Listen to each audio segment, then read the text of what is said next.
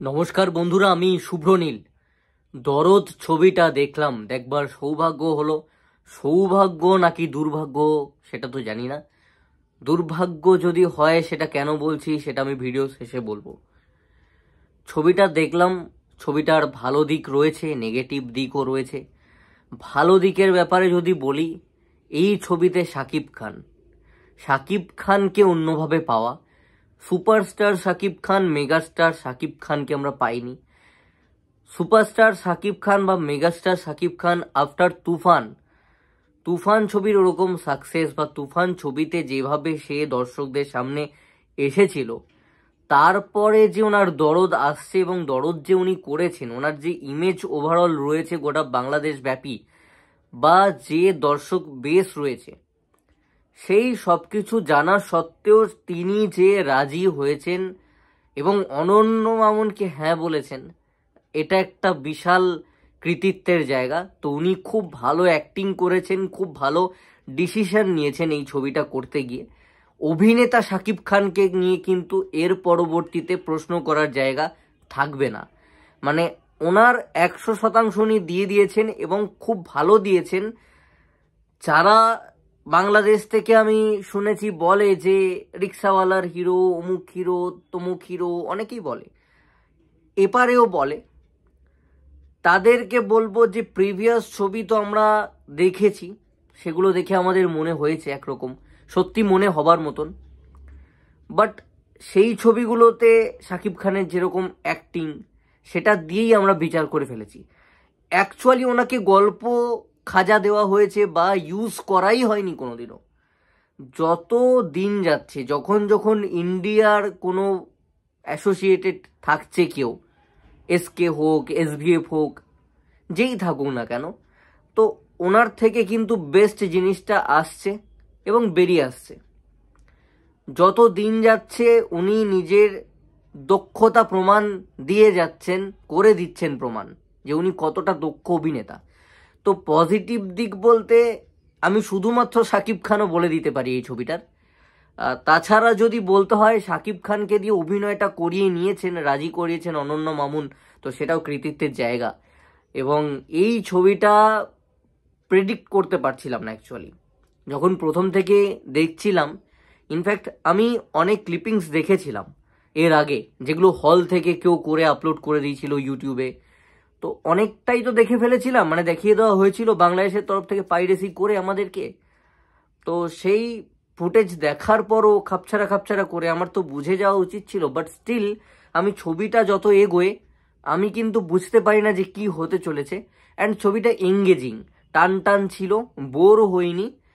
ছবিটা দেখবার জন্য যে ইন্টারেস্টটা, সেটা কিন্তু থেকে গেছে শেষ অবধি, যে কি হয় কেন হচ্ছে এটা জানবো। এবার অনেক সময় এটা জানতে গিয়েও বোর ফিল করি অনেক ছবির ক্ষেত্রে, বাট এখানে সেটা হয়নি, এখানে বোর ফিল করিনি। ইন্টারেস্ট ছিল লাস্ট অবধি, অ্যান্ড ইন্টারেস্টের সাথেই কিন্তু লাস্ট অবধি দেখেছি, এটা একটা ভালো দিক।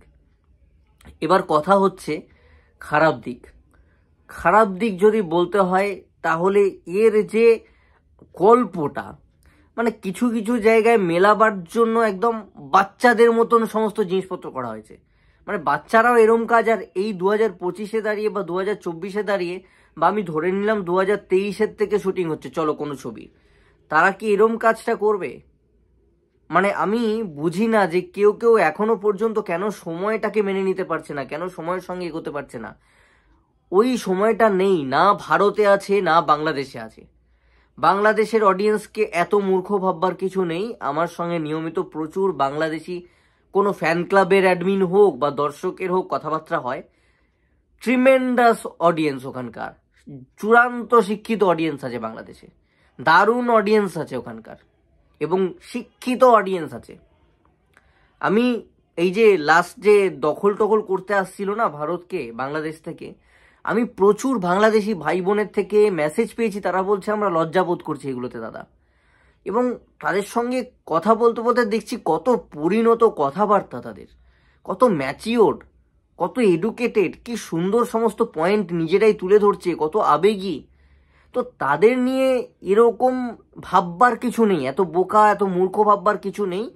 যথেষ্ট এগিয়ে গেছে, গ্রো করে গেছে। অ্যান্ড যেখানে প্যান ইন্ডিয়া ছবি বলা হয়েছে, সেখানে কিভাবে এই টাইপের অদ্ভুত অদ্ভুত লজিক লাগিয়ে আর কি ছবিটাকে ম্যাচ করিয়ে দেওয়া, জাস্ট শেষ করতে হবে বলে একটা মিলিয়ে দেওয়া, এবং বাচ্চা ছেলের মতন জিনিসপত্র মেলানো হয়েছে এখানে ছবিটাকে দাঁড় করাবার জন্য। খুব হাস্যকর জিনিসপত্র হয়েছে। তো কিভাবে অনন্য মামুন বা স্টোরিতেও বোধহয় উনি আছেন করলেন আমি জানি না এইরকম দুঃসাহসিক কাজ। মানে এটা খুব সাহস না থাকলে এই সময় দাঁড়িয়ে এরকম করা যায় না।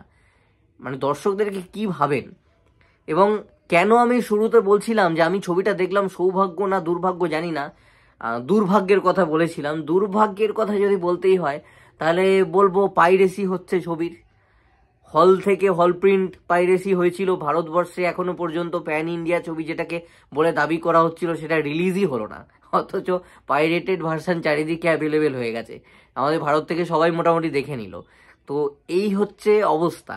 তো চূড়ান্ত একটা বাজে মানে আনপ্রফেশনালিজমের লক্ষণ এগুলো। প্যান ইন্ডিয়া ছবি প্যান ইন্ডিয়াতে রিলিজ হলো না, এদিকে পাইরেটেড ভার্সন চলে এলো, সব আমরা দেখে টেকে নিলাম, কি অবস্থা। আর মেন হচ্ছে যেটা না প্রবলেম এই ছবিটার ক্ষেত্রে, এত বাড়িয়ে চাড়িয়ে বলা হয়েছে, এত বড় বড় জিনিসপত্র মাথায় ঢোকানো হয়েছে, সেরকম তো ছবিটা নয়। এবার যখন তুমি আমাকে বলছো যে 1 লাখ টাকা দেবে, হট করে যদি তুমি আমাকে 1,000 টাকা দাও, তো আমার তো এক্সপেকটেশন এইখানে ছিল আমি তো ধপ করে এখানে পড়ে যাব। সেই জিনিসটা হয়েছে আর কি এখানে। এটা একটা বিরাট প্রবলেমের জায়গা এই ছবির ক্ষেত্রে, যে মানুষের এক্সপেকটেশনস অনেক দেওয়া হয়েছে, সেই তুলনায় যখন ছবিটা শেষ হচ্ছে মনে হবে যে এ আর কি এমন, মানে যেরকম বলে দেওয়া হয়েছিল সমস্ত। তো এটা একটা বিগেস্ট ড্রব্যাক এই ছবির ক্ষেত্রে। ওভারঅল গানগুলো শুনতে ভালো লাগে, পিকচার যেরকমভাবে আনা হয়েছে আমাদের সামনে, ছবিটাকে যেভাবে প্রদর্শন করা হয়েছে, যেরকম ক্যামেরার কাজ বা সমস্ত কিছু, সেগুলো বেশ ভালো। সেগুলো একদম ভালো কোনো দামি উচ্চ মানের ছবির মতনই দেখতে লাগছে, সে জায়গায় কোনো রকম খারাপ লাগার জায়গা নেই, সেগুলো বেশ ভালো। আর হ্যাঁ, শাকিব খান, আবারও বলবো শাকিব খানের অভিনয় সত্তা দিনকে দিন ফুটে উঠছে আমাদের সামনে। আমি নিজে একটা সময় শাকিব খানের ছবি দেখলে আমার সামনে আসলে কিছু মিনিট কিছু সেকেন্ড দেখার পর আর নিতে পারতাম না। সেখান থেকে তুফানে আমি গ্রো করতে দেখেছি, অ্যান্ড দরদ তো ওনার কেরিয়ারের ওয়ান অফ দ্য বেস্ট, হয়তো খুব ভালো পারফরমেন্স দিয়েছেন, দারুণ পারফরমেন্স দিয়েছেন। মানে ওনাকে নিয়ে কথা বলবার জায়গা নেই, ওনার যে পারফরমেন্স এখানে রয়েছে। অ্যাকচুয়ালি যা ছবি আমরা দেখেছি না শাকিব খানের, সেগুলো বসে তো অ্যাটলিস্ট ভারত থেকে আমি তো দেখতে পারতাম না। এবং সেই সময় দাঁড়িয়ে আজকে তুফান দেখছি বা দরদ দেখছি, সেগুলো অনেক অনেক উচ্চমানের ছবি অ্যাকচুয়ালি শাকিব খানের ছবি ওয়াইজ। তো সেই জায়গা থেকে তো বাংলাদেশি দর্শকের খুশি হওয়ার অবশ্যই কথা, অ্যান্ড লোকে ওই জন্য হল ভরিয়ে দেখছেও, এতে কোনো সন্দেহ নেই। বাট যেরকম অনন্য মামুন দাবি করেছিলেন, সেই দাবি অনুযায়ী কিন্তু ভারতীয়রা যদি দেখতে বসে তাহলে কিন্তু পুরোপুরি নিরাশ হবে এই ছবিটার ক্ষেত্রে।